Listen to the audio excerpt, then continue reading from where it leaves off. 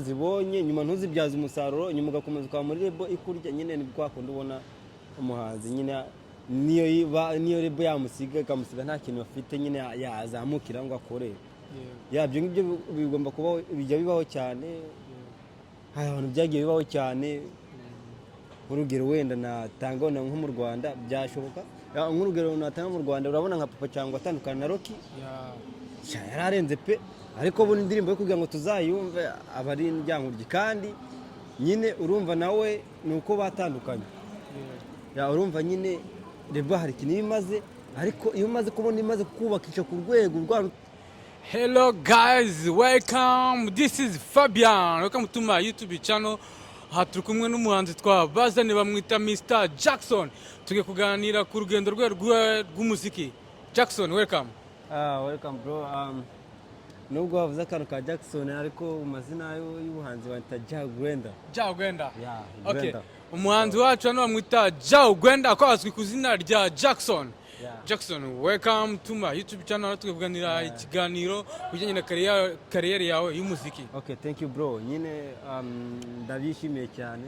Murakoze cyane. Sa turakwakiriye. Kuko mubona turi kumwe n'umuhanzi wacu ku mazina nyakuno turakunda gukoresha cyangwa se ku mazina y'ubuhanzi. Jackson ku mazina y'ubuhanzi ukitwa Jao.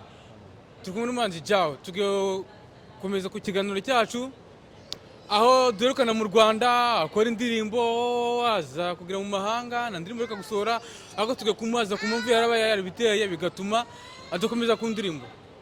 Jao. Duherukana mu Rwanda ufite indirimbo nziza ukora neza urinde kujya muri lebo batugiye waze mu mahanga nagure koko indirimbo ni iki cyabiteye se nize mbogamizo bashe guhura nazo? Imbogamizi zo ni nyinshi. Urabona nyine ahantu utamenyereye ahantu utazi urumva nyine imbogamizi of course ntabwo zabura. Yego.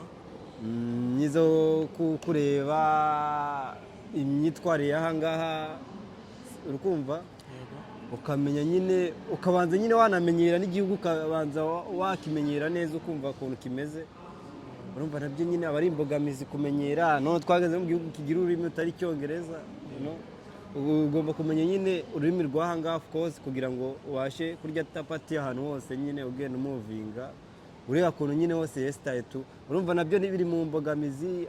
Ikindi nyine haba harimo n'akantu nyine ko kuba utari mbese urebye ni kutanamenyera fresh nyine igihugu neza fresh tu.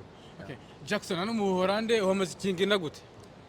Ngiye kwamara imyaka 2 ndakeka maybe imyaka 2 nzayimara mu kwezi kwa gatanu tariki 3. Kwezi kwa gatatu. Okay. Muri imyaka 2 yose umaze na ndirimbo wari wasohora nshyashya. Umwaka weka gusaba mu ndirimbo nuhe mwaka? Urebye umwaka mperuka gusohoramo indirimbo ya nyuma iheruka gusohoka yasohotse twarageze hano already nanayikoreye amashusho. Nanayikoreye amashusho nyikora na video nako ni video na audio byose nanabirangije byose ni ukuvuga ngo yitegereje gusohoka yasohotse ndakeka yasohotse tumaze nk'hano nk'ibyumweru nka 2 n'igice maybe ndakeka ni 2 n'igice cyafite. Indirimbo yitwa ngo iki? Umubiri wanjye niyo yasohotse niyo yanyuma ariko hari izindi nagiye nkora nyine hari izindi zayibanjije nuko hariyo bantu benshi banzi umubiri wanjye ko arifite amashusho ariko hari izindi nagiye nkora. Turabizi mu buzima busanzwe iyo tubwiye umusizi ngo yivuga nk'umusizi iyo umuhanzi agiye kwivuga yivuga nk'iki? Yivuga nyine nk'umuhanzi nyine tu already. Wakwivuga? Of course. Wenda kwivuga ntinakwivuga ikivugo ariko ibintu byo nzi by'abasani dukora umuntu akubwiye ngo wivuge waturimba indirimbo yawe tu wadukubitiraho byibuze nk'akarefure kamwe kuri iyo ndirimbo yawe nshasha yo gusohora ku buryo ikiganiro nikirangira indirimbo turaza kuyidropinga kuri link umuryo kureba kino kiganiro ashaka kureba n'indirimbo yawe ashobora kuba yayisanga akabasha kuba yayireba. Nabikora kabisa. Kangabatere muto. Sinigeze kukubura niyo mbana kubuze mbona mbuze ikintu gikomeye mu mubiri wanjye ni wowe ngo zigize uyu mubiri wanjye ni wowe bice bigize uyu mubiri wanjye umva uri umubiri wanjye umva uri umubiri wanjye umva uri umubiri wanjye uri umubiri wanjye. Wow. Wow! My guys, murayumva indirimbo bayita umubiri wanjye, ni indirimbo ya Mr. Jao. Ushobora kuba wayisanga ko YouTube channel yiwe, YouTube channel yawe yitwa YouTube channel yanjye yitwa Jagunda, ariko iyo ndirimbo yo ntabwo nahise kuri channel. ntabwo iri kuri platform yawe. Amen, iri kuba Iko ndi bano gushinga. Okay, my guys, indirimbo ya Mr. Jao turaza kudropinga link hepfo ya video yanjye. Nushaka kureba iyo ndirimbo uraza kuyisanga munsi ya video yawe. Jao, hano twagaruka ku bibazo, tujye ku kibazo cyitwa lebo. Kuri kumbwira yuko uvuye mu Rwanda ugiye kujya muri lebo, barakuguhamagara ngo ujye gusinya amasezerano ujye muri lebo. Ese ni nabuno cyakomeje gahunda ko washaka kujya muri lebo, cyangwa cyakomeje gahunda kubanza kuba focusinga kuba uri wenyine, nyuma yaho ukazajya muri lebo, ariko ukajyamo byibuze ufite ahantu mumaze kugira ngo uzabashe kuba wafata agatubutse? Urebye lebo z'ahangaha mu mahanga hano turi Yego. biragoranye, keretse nivuze ngo ndajya gukorana na lebo zo mu Rwanda, kandi of course ntabwo byakunda neza kuko mu Rwanda nyine urumva already ntabwo ariho mbarizwa, buno nibarizwa mu Buholandi. Ubwo urumva rero byansaba ikintu gikomeye cyane, nyine byansaba nyine nko kwigurisha of course, ariko kandi ntabwo nabikora kuko mba mfite umwanya ndi gutakaza. Nimba ngiye muri music mba ngomba kuyikora neza, nkayikora kinyamwuga. Rero urumva nyine ndamutse mbonye nka management ya hano twegeranye, izi mvune zanjye izi nibyo mba nanigomwe twakorana, kuko ntabwo ngo twahendana cyane. Urabona muri iyi minsi abahanzi benshi basigaye bajya mu marebo, bagira mu marebo batamazemo n'iminsi ibiri ugasanga bashwanye n'amarebo yabo. Ese ni ikihe kintu expectinga mbere yuko ubanza gusinya amasezerano?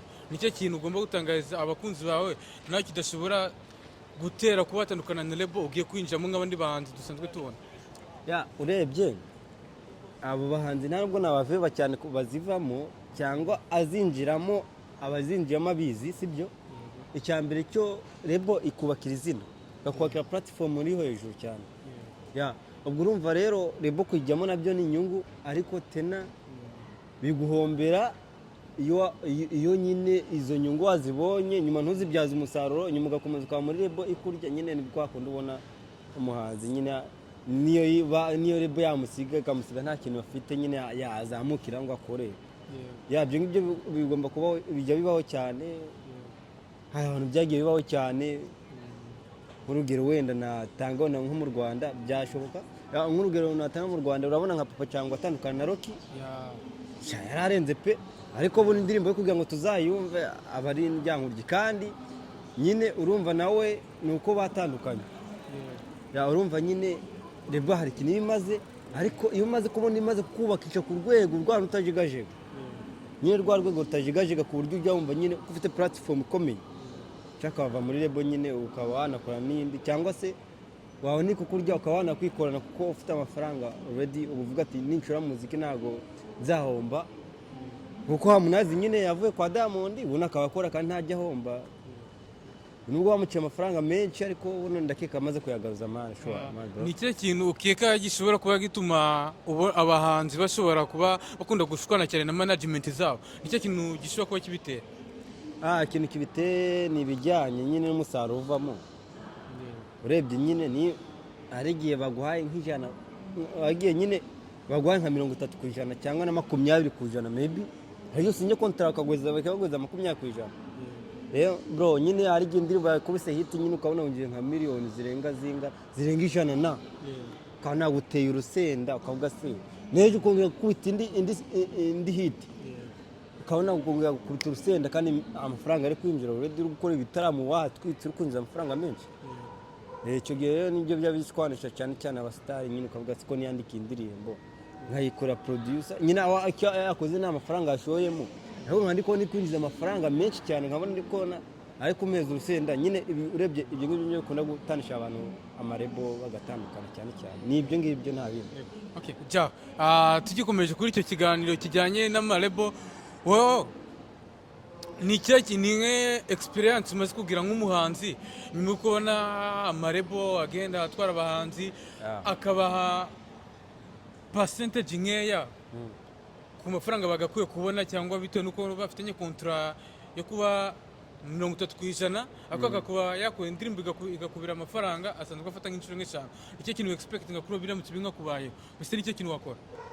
Nanjye of course nyine urumva umuhanzi wese aba akeneye nyine management, akeneye kwifasha, ariko akeneye gufashwa nako, ariko nyine iyo ubonye ufashwa ugafashwa nyine mu buryo utari bwiza nyine butanaguteza imbere, kubona nimba waratangiye gufashwa ukodesha inzu ya 50 n'undi ntunayiveho, n'undi ugakomeza ugakodesha inzu ya 50 ntuniyubakire, nyamara ukabona ugufasha we niwe ufitemo inyungu, of course nyine urabyumva nyine nawe icyo ni ikibazo. Nawe ugomba kwibaza ukavuga se indirimbo yanjye nimba iri kwinjiza amafaranga nanka ndi gufata, nimba ari wenda nimba yinjije miliyoni 100 kandi ugufata nka 30 yinjije miliyoni 100, aho ngaho nawe wakwibaza bati wayi biri gupfira hehe. Ni iki utekereza ku banzi b'iki gihe uko tubona abanzi benshi nyine ntabwo bakigaragara cyane cyane nk'abanzi ba kera? Ese ni kihe kintu ubona mu gihugu cy'u Rwanda cyatumye abahanzi bamwe na bamwe bazima batakivuga? Nyine ikijyanye nge kamvuge of course nko mu Rwanda ikibazo gihari kibona n'abantu benshi cyane batakivugwa cyane. Man bro, namashani ntabwo akikora ku mpano, uvuga ngo ufite impano uragenda uririmba ngo uragira views nyinshi ngo urahatwika ngo abantu bakwitabire, wapi? Hakora kuri nyine turaziranye mbese urebye kunayivuga nyine ni uranzi nawe uranzi nyine nibyo ngibyo nyine bikoraho. Ntabwo wagenda uvuga ngo urajya kwa Sabia atakuzi se atakuzi, urumva yagupromoting uzi kuririmba uruwande uro kwa Irene se uro kwa Clemas ninde ukumanaginga ubundi kugira ngo uze kwisimba ubundi ngo uze nguvuge. Mbese ushatse kuvuga yuko mu Rwanda kugira ngo uwo muhanzi umenyekane bishoboka kuba ugomba kuba uri muri label runaka cyangwa se amafaranga utanga kugira ubanze umenyekane? Of course nyine birumvikana kugira ngo umenyekane nyine bisa kuba uri muri label runaka, akari ijya igenda ikabwira bari abanyamakuru promoting akagupromoting, kuko wowe se wowe wagenda uvuga ngo ufite impano yo kuririmba ntacyo bimaze ibyo ngibyo, kuko wenda nk'urugero wenda nka Sabe uje ubibona nyine nta muhanzi ujya upfa kwagira ukizamuka, wapi yamukoresha iki se?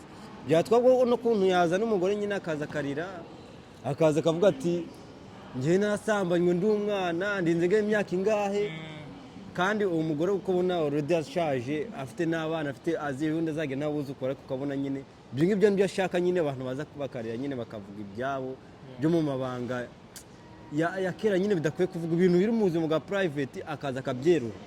Nibyo nyine baba bashakiramo views, ntabwo bashaka guteza imbere mu music cyangwa se film nyarwanda, kuko iyo bagiye guteza imbere baravuga ati urinde ro kwandi, ntabwo bavuga ngo uzi impano yo kuririmba. Mbese muri iyi minsi ushatse kuvuga ko mu muziki nyarwanda harimo ikimenyane bitewe n'uko bafasha bamwe bitewe ku zina bafite cyangwa bitewe na famille bakomokamo? Birashoboka cyane kuko nguko wenda nk'urugero urumva turaza management bakumvikana amaribo nyine wenda katuvuge nk'urugero wenda nka Coach Gael sibyo, akavuga ati wagiye muri management yanjye akazi akabwira Reneti hereza umuhanzi wanjye ikiganiro, ntabwo yabyanga. Cyangwa nka Kirema we abimazemo n'igihe cyane, urakumva ntabwo yabyanga ko baziranye, ariko weho ufite impano niyo waba ufite amajwi arenga nkangahe yose uzi ko yarimba neza uzi kurimba neza, nta management of course nta hantu wagera. Birazwi cyane mane, hari abana bapfiranye n'impano, ariko ukumva nk'umuntu araje avuze ati dore imbogo dore imvubu, ukumva niwe wumvise cyane kurusha umuntu ufite indirimbo ya danje kubera atazwi, ariko kubera ari gusetsa abantu bari buyirebe akaba ari byo bituma nyine bamupromoting, akavuga ati ngo araza gusetsa abantu badukurikirana, wenda akadupfa kumuheza kuga influence nye kuko wasetse, ariko ntago bamukunze ngo azi kuririmba, ahubwo bamukunde yuko ari bubasetse. Umuntu akaza akavuga ati ni umuhanzi kandi ari umukomediye mu busanzwe, nibyo byisha abanzi benshi cyane ubona batakivuga. Mr. Jao, tugikomeza ku rugendo rwa muzika, hari indirimbo ufite ukeneye kudropinga, hari ikintu wakwizeza abafana bawe? Nakibizeza, ubwo urumva nyine haba harimo imbogamizi nyinshi mu muntu ukorera hano music, koze nyine hari n'urwego umuntu aba agomba kuvaho akajya no ku rundi, urumva kubitegura bisaba imbaraga nyinshi, ariko ikintu nakwizeza abafana banjye mu minsi iri imbere ngiye kubasigira ingoma ya danje mu minsi iri imbere ngiye kuyibakoma ya danje ndacyari kuyitegura neza fresh mu minsi iri imbere iraje ibagereho nicyo nabizeza tu ariko izaza ifite itandukanye izaza ifite promotion izafite byose nyiri kuorganiza neza twitega indirimbo yawe nshasha ugiye kudropinga indirimbo y'Imana cyangwa like ugiye gukora n'undi indirimbo zisanzwe cyangwa ugiye gukora gospel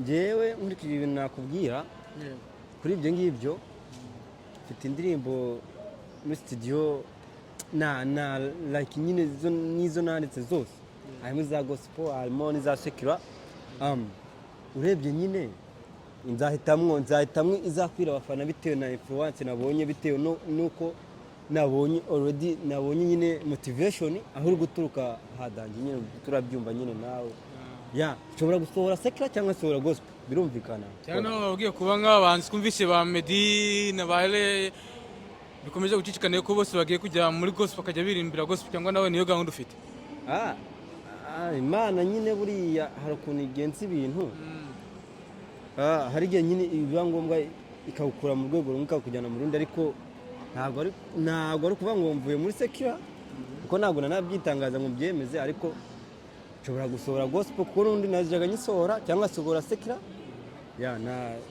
zose ndi proud yazo mbese urasenga se ndi proud zazo ndasenga gusenga ndasenga no ku cyumweru usenga mu baki uyu munsi nubwo ntagiye ariko kiriya cyumweru nzajyaho usenga mu baki buno nsigaye nsenga muri church dukeneye izina rya church usengeramo wenda n'abakunzi bawe n'abakunzi bagukurikiranye hano wenda no bafite amatsiko yo kumenya bwatsi mu hanzi wacu jawe arasenga se ko twumva ngo kujya kuri indirimbo za gospel asenga muri rusengero ko tutazi niba nasenga ngenda senga cyane kandi n'ikindi cy'ingenzi ubundi cy'ingenzi bakamenye nuko nemera Imana nkimana na Yesu ko yapfiriye nta kindi kintu ahantu ho gusenga se n'ahangaha igihe kigeze nyine tugaterana tukavuga tukadusenga Imana ntayubahiriza amasenga muri make mbese usenga ku rusengero rukwegereye koze ugomba gusenga ku rusengero rukwegereye ariko ukamenya icyo usenga icyo ari cyo ukamenya ko usenga Yesu ukamenya ko usenga Imana yabyaye Yesu ari wadupfiriye ibyo ngibyo byose iyo wabimenye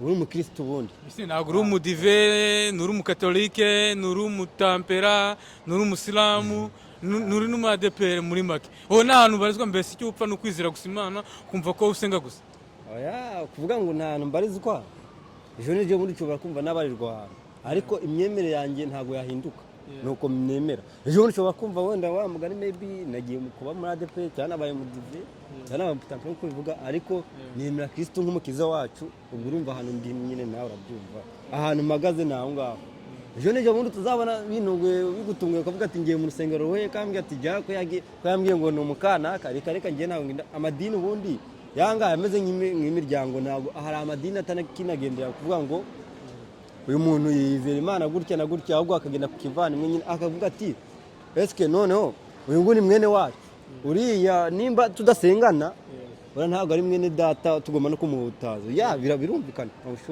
ariko nyine maybe ngewe ukuntu nizera no ukuntu nizera Imana yanjye imba nzi yuko nyine imba nzi ko umuntu wese ari umuntu apfa kuba yizera Yesu akizera n'Imana maybe bitavuze ko n'abisilamu ntabemera n'abisilamu nabo ndabemera ariko ntabwo twizeye imico imwe ntabwo twizera imyemerere imwe ngenda umukristo mbese muri rusange nawe bijya ku kara gaciyemo ko twakumva dufite amatsiko kumenya ahantu usengera twikomeje ku rugendo rwawe rw'umuziki hari ikintu abanza amaze iminsi bavuga ukuntu bijyanye n'indirimbo no gukorera imbere mu gihugu mu Rwanda cyane no gukora hanze y'u Rwanda bakunda kuvuga yuko hanze y'u Rwanda bakora video zihenze nziza ariko umusaruro bazibonamo ni mukeya kandi bakoresha amafaranga menshi ngo ariko mu gihugu mo imbere babasha kuba basavayivinga bakora video idahenze cyane kandi bakayivanaho amafaranga ese wowe urabyumva gukorera hanze bituma abahanzi batabona umusaruro cyangwa batabona amafaranga bashoye biterwa n'ukuntu wayipanze nyine nabyo nandi kukubwira kuko urebye nk'urugero wenda naguheza nawe uzi uraza kureba kuri YouTube channel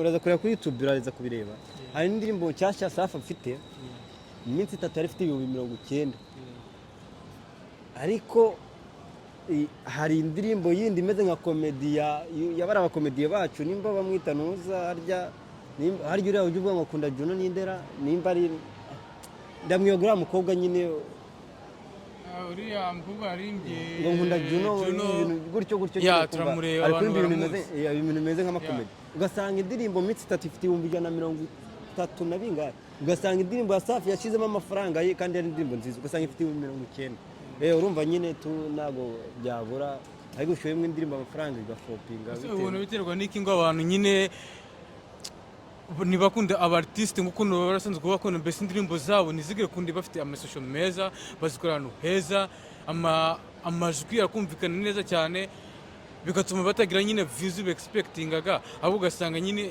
indirimbo mwe mufata nkaho zitarenze urugero nka dore imboga indirimbo baba bakora zikarebwa cyane ni ikihe kintu ubona kibitera urebye nyine bituruka kuri ba banyamakuru nyine tu baba bashaka views bakavuga ati ninzana niwo swamugani ninzana Juno arasitsa kuri ninzana dore imbogo akavuga ati dore imbogo dore imvubu abantu baraseka urukumva undi namuzana akavuga ati ngiye nkunda Juno kizigenza nyine akavuga ibintu bitumvikana nyine abantu baraseka ntabwo ari bwite ko ari indirimbo ariko ninzana umusitari uruza akaririmba akazana wenda nka Rusikana ukiri kuzamuka nawe kuririmba neza ubwo se Rusikana arebwa nawe Rusikana ni muzana aririmba nyine good profession baravuga ati uyu nguyu n'undi asanzwe ari umuhanzi ararenze aho kanza n'uyu nguyu uvuga ngo ni umuhanzi urubasetse kugira mbone views urumva nyine naho ngaho bipfira kuri abanyamakuru nyine bavuga ati mu nyangiye na mu nkunde nyine kuko hari abandi bazana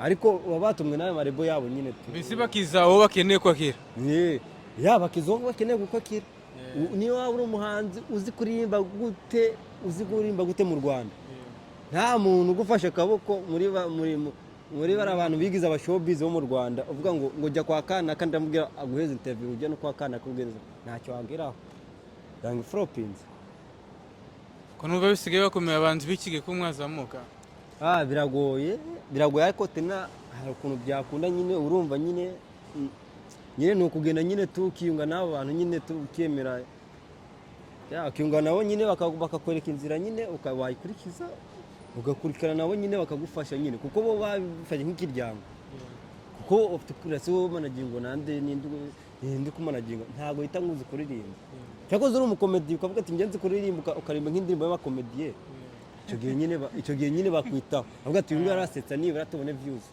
ariko si uyu nguyu ndaza kuzimutakazaho namwigisha ukuntu akora interview ninde ndiwe nkoreye nibura nawe uzankoreye igihe azaza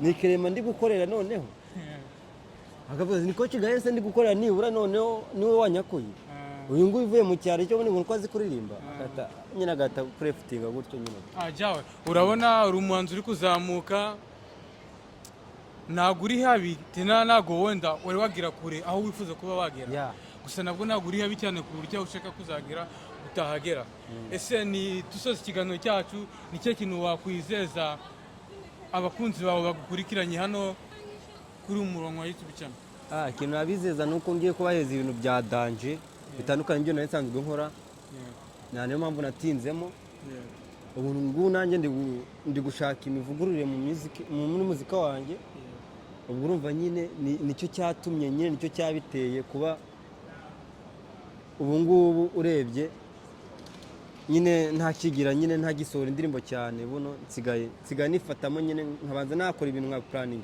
ahubwo ngiye kubaza ibintu byadanje ikintu nzasohora umuzigo nzasohora hanze uzaba utwika byataye uzaba ufite ibintu byinshi cyane bitandukanye byo barasanzwe banzi okay thank you ja bakoze kabisa kubana natwe muri iki kiganiro nta tugisoreje gusa twizere ko indirimbo utwijeje ugomba kwisohora vuba ninda kwisohora vuba cyane ntabwo mbabwiye igihe ntabwo mbabwiye ukwezi ariko ni vuba cyane ngiye kuza ndi kuyitegura thank you guys ni Fabian mwari kumwe mukomeze munkurikirane n'ibindi biganiro byinshi ciao